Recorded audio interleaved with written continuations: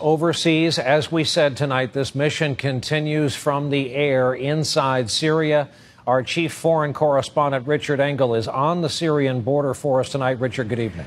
Good evening, Brian. Earlier you mentioned that the U.S. airstrikes targeted oil facilities. Specifically, what were hit were 12 modular refineries that ISIS uses to export on the black market crude oil.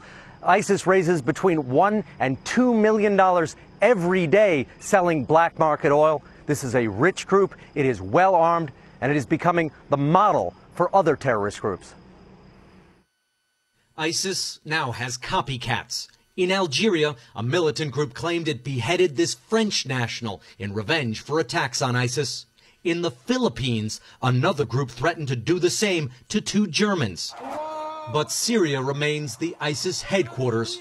Today, there were more airstrikes in Syria, but these bombings, according to the activists who filmed them, were the work of the Syrian regime. Yet witnesses told NBC the victims don't know who's bombing them anymore. They feel under attack from both the Assad regime and the Americans. The U.S. is in this now, and it's not stopping ISIS so far. The militants are closing in on Syria's Turkish border, sending refugees flooding across. Some sleep on mats handed out by Turkish charities, or in cradles twisted together from wire. More than 100,000 Syrians have fled from ISIS into Turkey in just the last few days.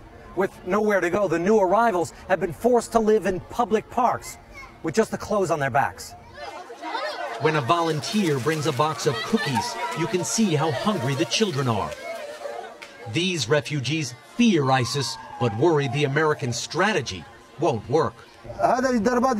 We want the U.S. to strike both ISIS and Bashar al-Assad, said 40-year-old Buzan, a well digger. Another refugee told us Washington now seems to be with Assad. They don't have an obvious strategy. We want them to strike regime, and they don't have strategies. But ISIS has a clear strategy: to use American airstrikes as propaganda, now that America is a participant in Syria's widening civil war. It's too early to know, Brian, how effective the American airstrikes in Syria have been, but the U.S. has been striking ISIS in Iraq for weeks, and the group is still strong.